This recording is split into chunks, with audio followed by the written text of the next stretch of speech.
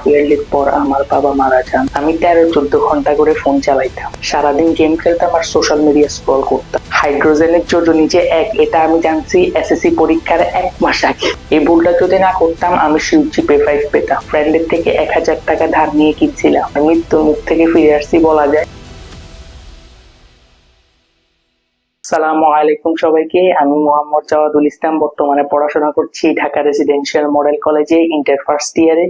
আমি SSC 25 batch ছিলাম। তোমরা কমেন্টে অনেকেই আমার রেজাল্ট জানতে চাইছো, আমি কত পাইছিলাম। তো ফাইনালি আজকে আমার রেজাল্টের স্টোরিটা নিয়ে চলে আসছি। আমি কোন কোন ভুলের কারণে 4.94 পাইছি, আবার কি কি ঠিক করার কারণে আমি লাস্ট 1 মাসে কামব্যাক দিছিলাম। তো পুরো স্টোরিটাই আজকে বলবো, ডেফিনেটলি তোমাদের জন্য অনেক অনেক হেল্পফুল হবে। শুরুতে আমি যদি বলি, ক্লাস 9 এ ওঠার পর ফ্যামিলি আমাকে সায়েন্স নিতে বলে। আমাদের ফ্যামিলিতে যেগুলো হয় আর কি, আমাদের কথা অ্যাকচুয়ালি তেমন একটা শোনা হয়, আমাদের কথাতে আমি সায়েন্সটা নিলাম। নেওয়ার পরে মোটামুটি শুরু থেকে ভালোই পড়াশোনা করতাম, যেহেতু নতুন 9 এ উঠছি, সায়েন্স পড়তেছি, মানে নতুন নতুন একটা যে আমেজ থাকে সেটার কারণ। তো আমি 2টা ব্যাচ পড়তাম, একটা সায়েন্সের সাবজেক্ট গুলা আর একটা ইংলিশের জন্য। ক্লাস 9 এর শুরুর থেকে ভালোই পড়াশোনা করতাম, স্কুলে যেতাম। হাফ ইয়ারলি পরীক্ষা চলে আসে, হাফ ইয়ারলি পরীক্ষাতে আমি মোটামুটি একটা রেজাল্ট করি। একেবারে আহামরি ভালো করছি তা না, মোটামুটি করছি। এটা দেখার পরে আমি যেহেতু হাফ ইয়ারলিতে মোটামুটি ভালো রেজাল্ট করছিলাম, তো আমার মনে হয়েছিল আরেকটু ভালো করে পড়লে আমি ফাইনালে ভালো করবো।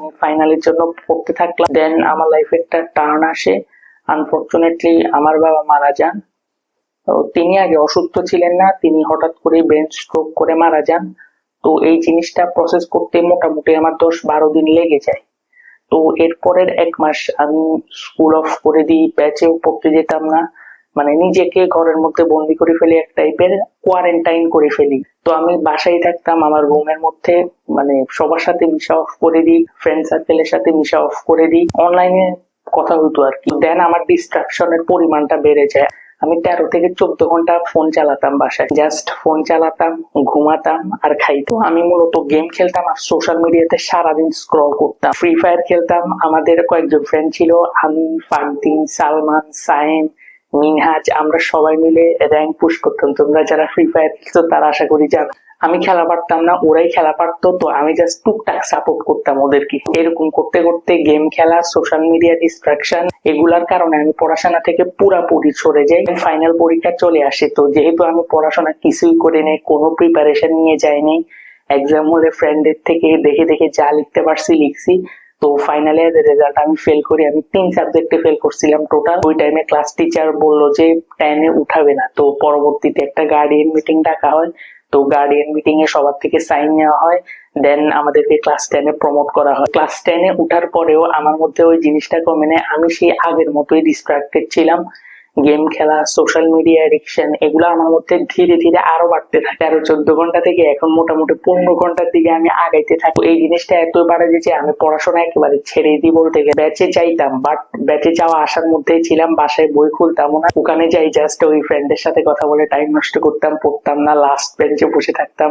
তো স্যাররা মাঝে মধ্যে একটু চিল্লাইতো। এরকম করতে করতে ক্লাস 10 এর প্রি টেস্ট পরীক্ষা চলে আসে। তখন আমার হুঁশ ফিরে যে প্রি টেস্ট আসছে, পড়তে হবে। অনলাইনে ঘাটাঘাটি করতাম, সারাদিন ভিডিও দেখতাম, গাইডলাইন ভিডিও দেখতাম, ভাইয়াদের মোটিভেশনাল ভিডিও দেখতাম। কিন্তু আমি কি করব আমি বুঝতে পারতেছিলাম না। সারাদিন এই ভিডিও গুলা দেখতে দেখতে টাইম নষ্ট করে ফেলতাম। এক্সাম হলে আমি ফ্রেন্ডের থেকে হেল্প নিয়ে যা পারি লিখছি, কিন্তু আনফরচুনেটলি 2-3টে এক্সামে এত হার্ড কার্ড ছিল, ওখানে আমি ঘাড়টা ঘুরাইতে পর্যন্ত পারিনি। এজ এ রেজাল্ট আমি প্রি টেস্ট পরীক্ষায়ও ফেল করি। প্রি টেস্ট পরীক্ষায় ফেল করার পরে তো আবারও গার্ডিয়ান মিটিং ডাকা হয়। তো ওখান থেকে আবারও সাইন নেওয়া হয়। টেস্টে যদি আমরা ফেল করি তাহলে আমাদেরকে এসএসসি এক্সাম দিতে দিবে না, ওখানে এটা স্পষ্ট লেখা ছিল। প্রি টেস্ট এক্সামের পর আমি নতুন ব্যাচ খুঁজতে থাকি, নতুন কোন স্যারের কাছে পড়া যায়। এরকম করতে করতে আমার লাইফে নতুন আরেকটা ডিস্ট্রাকশন এড হয়, যে আড্ডা। আমি সারাদিন মোটামুটি আড্ডাবাজিতে টাইম নষ্ট করা স্টার্ট করি। আমি ফ্রেন্ডসদের সাথে সকালেও আড্ডা দিতাম, বিকালেও আড্ডা দিতাম। এভাবে আমি আড্ডার মধ্যেই টাইম নষ্ট করা শুরু করি। আগে ছিল সোশ্যাল মিডিয়া, এখন অ্যাড হয়েছে আড্ডা। সোশ্যাল মিডিয়াতে স্ক্রল চলতো, প্লাস আড্ডাবাজি করতাম, আর ভাইয়াদের গাইডলাইন মোটিভেশনাল ভিডিও। আমি আরো বেশি ডিস্ট্রাক্টেড হতে থাকি। এরকম আড্ডাবাজি করতে করতে প্রি টেস্টের 1 মাস পার হয়ে যায়। তারপরে আসে সেই ঐতিহাসিক জুলাই।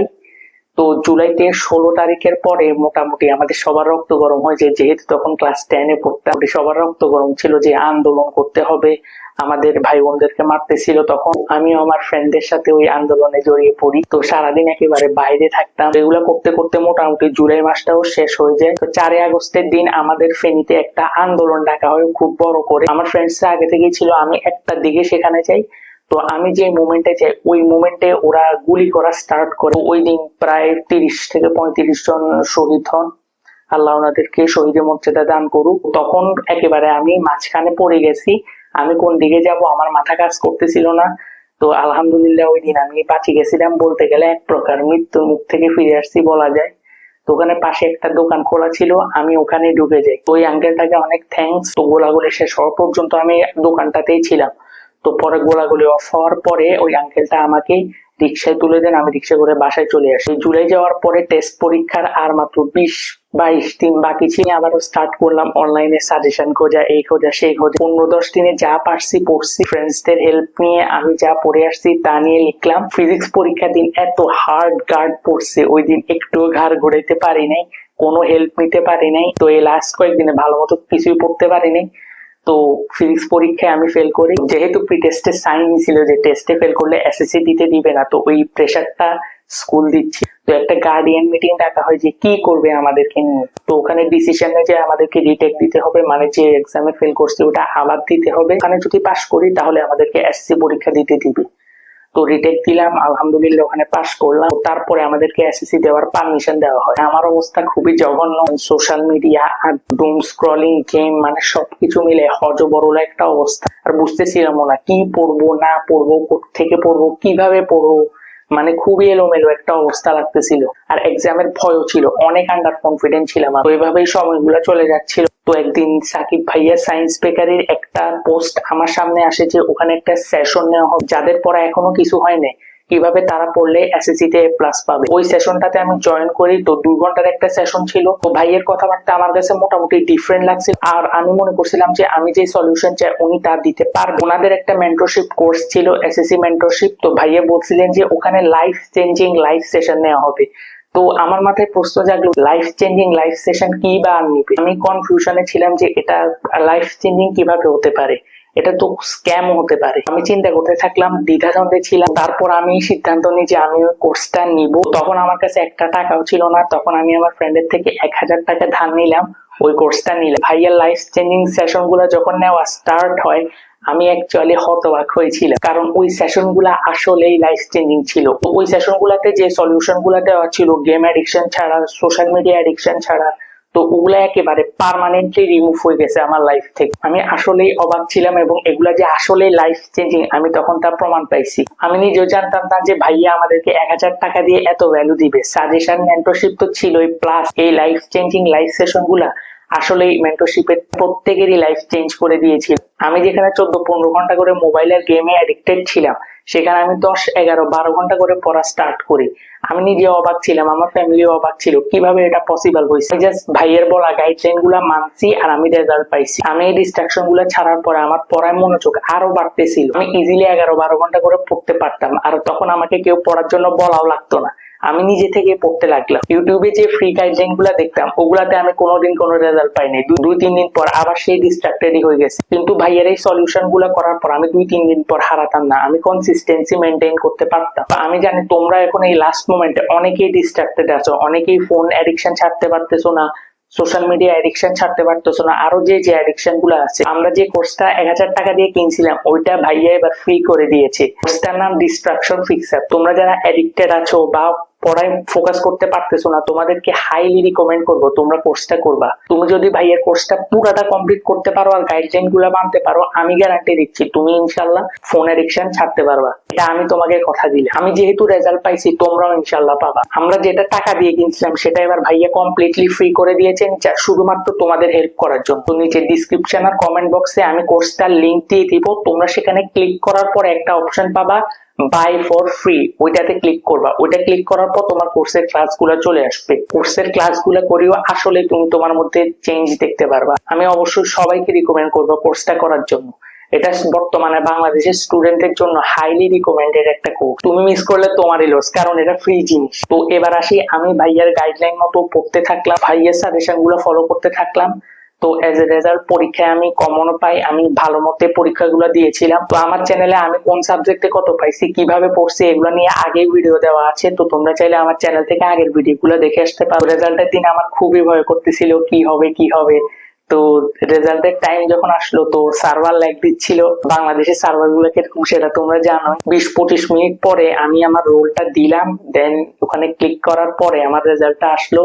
তো 4.94। আমি নিজেও সারপ্রাইজ ছিলাম যে আমি এত লাস্ট মোমেন্টে পড়ে এত ভালো করছি। আমি জিপিএ 5 পাইতাম, কোন ভুলের কারণে পাইনি এবার তোমাদেরকে বলি।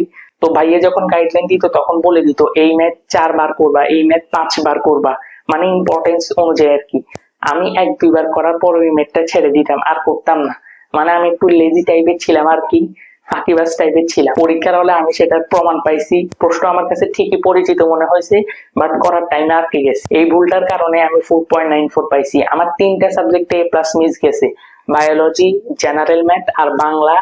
তো ম্যাথে যদি আমি 71 বা 72 পাইতাম, আমার A+ চলে আসতো। 3-4 নাম্বার কমের কারণে আমার A+টা অ্যাকচুয়ালি ছুটে যায়। বাট আমি আলহামদুলিল্লাহ আমার রেজাল্ট নিয়ে খুবই হ্যাপি, কারণ আমি লাস্ট মোমেন্টেই পড়ছিলাম। এটা ছিল আমার পুরা এসএসসি লাইফের স্টোরি। তোমরা এই ভিডিওটা লাস্ট পর্যন্ত দেখতেছো, মানে তোমার এসএসসি তে ভালো করার ইচ্ছা আছে। এই চ্যানেলটাকে অবশ্যই সাবস্ক্রাইব করে দিবা, কারণ কিভাবে কম পড়ে ভালো রেজাল্ট করা যায় সেই গাইডলাইন আমি যাওয়ার নিয়ে আসবো। তোমার প্রিপারেশন যতই ভালো হোক, তুমি যদি রেজাল্ট বের করে আনতে না পারো, এই প্রিপারেশনের কোনো দাম নাই। এই স্ট্র্যাটেজি গুলো জানতে চাইলে অবশ্যই চ্যানেলটাকে সাবস্ক্রাইব করে দিবা, না হলে তুমি মিস করবা। আর নিচে ডিসক্রিপশন আর কমেন্ট বক্স থেকে আমার হোয়াটসঅ্যাপ চ্যানেলে জয়েন হয়ে যাইও। আজকে আমি হায়ার ম্যাথের দাগানো টেস্ট পেপারটা ফ্রিতে দিয়ে দিব। তো হায়ার ম্যাথের দাগানো টেস্ট পেপারটা পেতে চাইলে আমার হোয়াটসঅ্যাপ চ্যানেলে জয়েন হয়ে যাও। আমি ইনশাল্লাহ আজকে সেটা দিয়ে দিব। দেখা হবে নতুন কোনো ভিডিওতে। টাটা।